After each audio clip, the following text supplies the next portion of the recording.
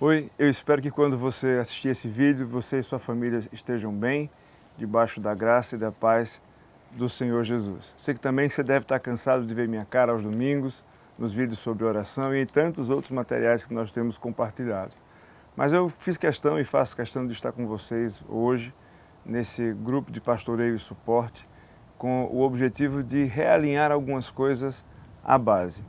Nós sempre falamos que conforme as coisas vão acontecendo, é muito comum e é muito fácil que nós vamos nos acomodando com as coisas como elas estão e vamos nos esquecendo de pensar por que as coisas são como são. Nesses próximos encontros dos nossos GPS, Grupo de Pastoreio e Suporte, nós vamos trazer de volta algumas das bases elementares do cristianismo.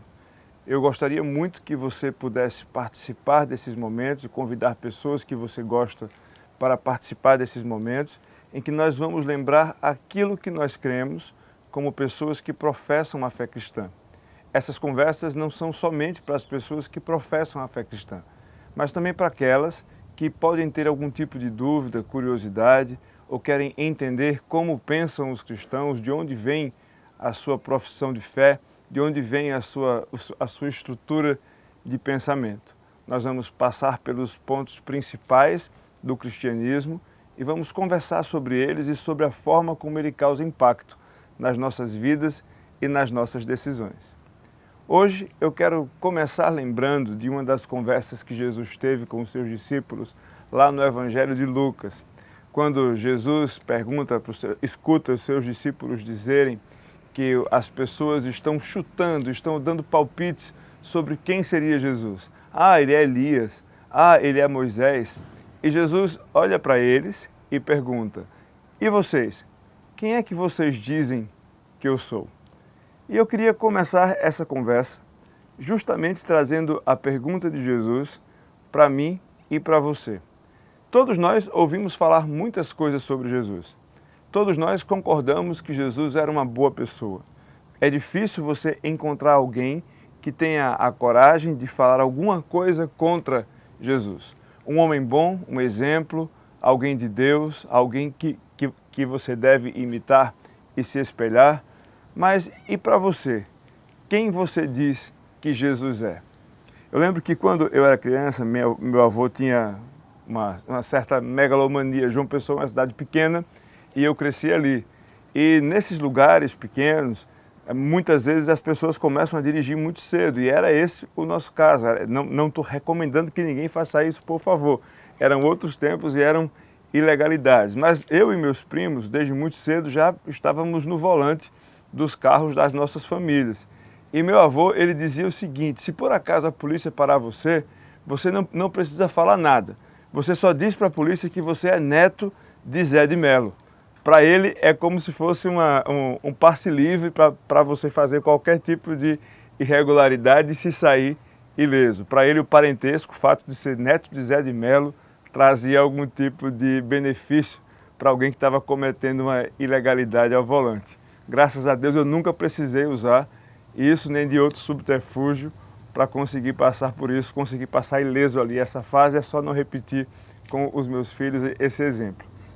Mas eu achava interessante como, e hoje mais ainda, como o fato dele entender que alguém fosse da família dele, fosse descendente dele, atribuía algum tipo de valor ou merecia algum tipo de tratamento diferenciado das demais pessoas. Talvez essa ilustração, essa história errada, reforçando, possa nos ajudar a começar a pensar um pouco no tipo de resposta que Jesus queria ensinar para aquelas pessoas que andavam com ele sobre quem ele era e qual era o papel dele na existência humana e na criação inteira, na história da redenção, enquanto ele esteve aqui. Todas as pessoas vão dar palpites sobre quem Jesus era, mas toda a narrativa dos evangelhos nos leva num movimento em que nós entendemos que Jesus não era somente alguém especial, não era somente o Messias ou o Cristo esperado, mas ele era o Messias, o Cristo, o Filho de Deus. O Filho de Deus é a expressão-chave para nós entendermos a profundidade do ministério de Jesus enquanto esteve aqui na Terra. Quando você abre a sua Bíblia, lá no Evangelho de Marcos, no capítulo 1, no versículo 1, você vai ver que Marcos não dá muita volta. Ele vai direto ao ponto quando ele afirma que este é o princípio do Evangelho, ou seja, da boa notícia de Jesus Cristo, o Filho de Deus. Queria só que nós lembrássemos que todo israelita, todo judeu nos dias de Jesus esperava que esse Cristo viesse. O Cristo na mente judaica não era essa figura que nós temos hoje e que traz todo esse aspecto de salvação e redenção eterna. Mas para um judeu típico médio, esse Cristo era alguém que era ungido do Senhor para trazer a libertação mesmo civil, libertação do povo de Israel de tantos anos de domínio sobre outros impérios, sobre outros povos mais poderosos que ali o mantinham escravizados por meio da força, muitas vezes. E todo israelita esperava que o Senhor levantasse esse descendente de Davi, que seria o ungido de Deus, que traria essa liberdade para o seu povo. Marcos não retira esse elemento. Ele fala no começo do seu evangelho que Jesus é mesmo esse Cristo. Mas ele faz um acréscimo que dá toda a diferença para a compreensão do papel e da autoridade e do poder desse Cristo, desse Messias ungido. Ele chama de Filho de Deus. Alguém que é gerado do próprio Deus, da substância do próprio Deus e é o próprio Deus. Quando nós vemos o começo do Evangelho de João, você vai ver que Jesus está ali completamente atrelado à pessoa de Deus Pai, porque no princípio era o Verbo, e o Verbo estava com Deus, e o Verbo era Deus, e o Verbo se fez carne, e o Verbo habitou entre nós. Então veja que nós estamos falando não somente de alguém especial com o poder de libertar um povo, mas do próprio Deus encarnado. Isso traz algumas consequências muito práticas e muito claras na vida de alguém, principalmente no sentido da autoridade que Jesus tem. E principalmente nos dias em que nós vivemos, em que é muito comum que nós escolhamos as coisas. Nós vivemos no mundo on demand, né? E isso aí é como se fosse a Netflixação de todas as coisas. E nós temos a tendência de fazer isso com o próprio Jesus. Muitas vezes nós nos aproximamos de Jesus e vamos escolhendo quais são as características ou as falas que ele diz, ou os seus comportamentos, ou os seus encontros que nos interessam e que fazem sentido para a gente. Só que quando você olha mais uma vez para o Evangelho de Marcos, ali no comecinho, principalmente no capítulo 1, a partir do versículo 21, você vai ver que Jesus constantemente traz afirmações que começam com "eu, porém, vos digo", "eu estou lhes ensinando". E Jesus usa uma expressão que você só usava para referendar a fala de Deus, que é quando ele começa com "amém, amém", que muitas vezes na sua Bíblia vai estar traduzido como "eu estou vos dizendo", "eu estou ensinando para vocês". Então Jesus fala com autoridade. Portanto, o ensinamento de Jesus, ele tem autoridade, uma autoridade especial, porque ele é o Filho de Deus. E o ensinamento de Jesus não é um ensinamento on demand. Você não escolhe as coisas que você vai obedecer ou que terão autoridade na boca de Cristo. Porque o mesmo Cristo que ensina o amor, o cuidado e a paz, é o Cristo que ensina santidade e juízo. Portanto, é muito comum que nós muitas vezes escolhamos, ok, eu vou ouvir as palavras de paz de Jesus, eu vou ouvir as palavras de misericórdia e vou esquecer as suas palavras de juízo e santidade e vida pura e vida reta. E também é muito comum que eu diga, não, eu vou aqui acolher as palavras de Jesus sobre família, sobre santidade e não vou dar ouvidos ao que ele ensina sobre dinheiro, justiça ou cuidado com o pobre. A autoridade de Jesus é completa sobre todas as coisas que ele diz, sobre tudo aquilo que ele ensina. E isso deve fazer toda a diferença na maneira como eu me aproximo desse Jesus. Afinal, Jesus é o Filho de Deus, não somente uma inspiração ou uma referência ou alguém para ser copiado. E você vai ver no próprio Evangelho, ainda em Marcos, no capítulo 1, eu vou pedir que vocês leiam esse capítulo logo depois que vocês terminarem de assistir o vídeo, o capítulo inteiro.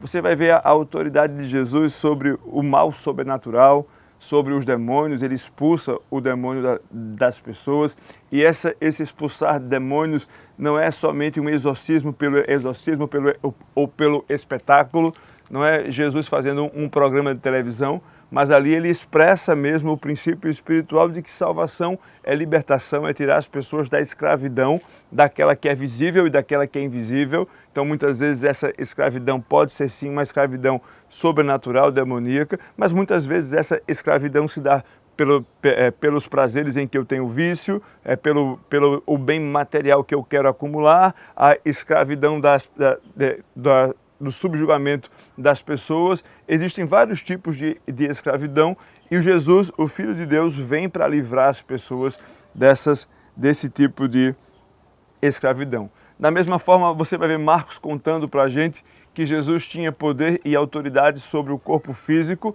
e ele tirava doenças, ele tinha autoridade sobre as doenças, ele tinha autoridade que nenhum outro ser humano tem, porque ele curava as pessoas de vários tipos de doença, ele ressuscitava mortos, e você vai ver isso acontecendo lá em Marcos no capítulo 1 ainda, no finalzinho, perto do versículo 27, você vai ver uma série de milagres que Jesus começa a realizar, inclusive demonstrando a sua autoridade sobre a natureza. Jesus acalma o mar, Jesus multiplica peixes, ele está constantemente demonstrando às pessoas que andam com ele que ele não é somente um exemplo bonito a ser seguido.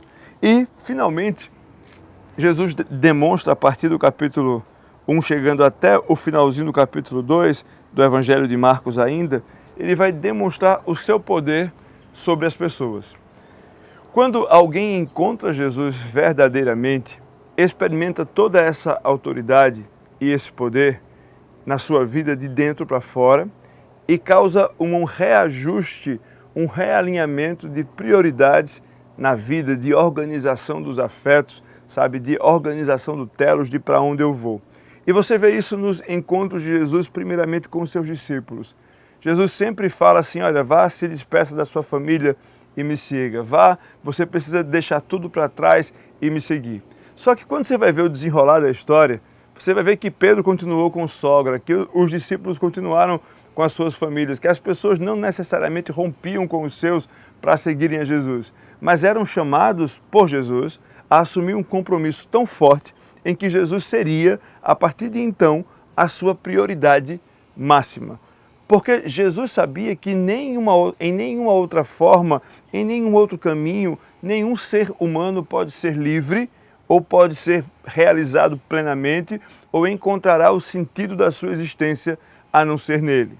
Não é somente Jesus colocando condições para segui-lo, mas é Jesus trazendo pessoas como eu e como você para a verdadeira salvação que começa com a libertação daquilo que nos escraviza. E somente Deus e o seu próprio Filho podem trazer essa satisfação. Quando Agostinho escreve as suas confissões, ele expressa essa verdade de uma maneira muito poética e bonita, porque ele diz que amou ao Senhor muito tarde. Ó beleza tão linda e tão nova, habitavas dentro de mim e eu aqui a procurar.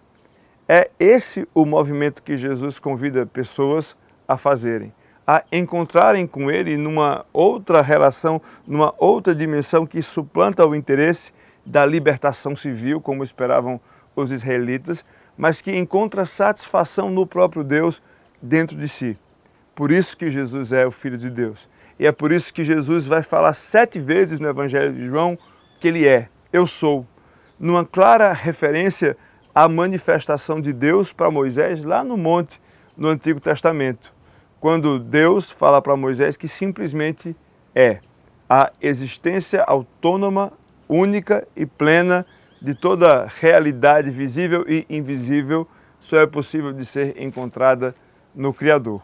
E Jesus se apresenta como sendo o pão da vida, aquele que mata a fome, a água da vida, aquele que tira definitivamente a sede, a porta sendo o último caminho, o bom pastor que cuida das suas ovelhas.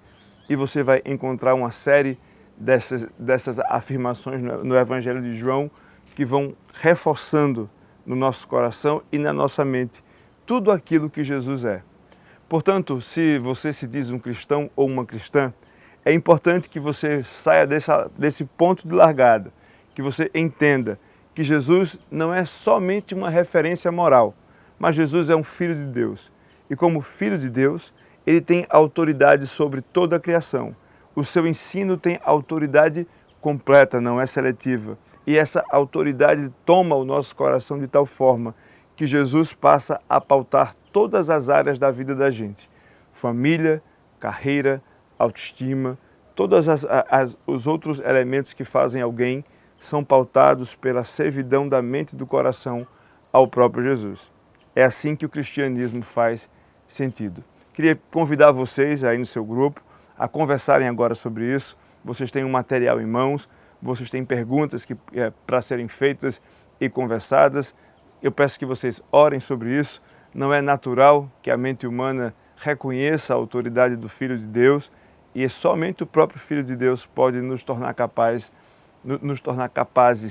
de realmente sermos obedientes à sua autoridade. Que Deus abençoe você, sua família e o seu encontro.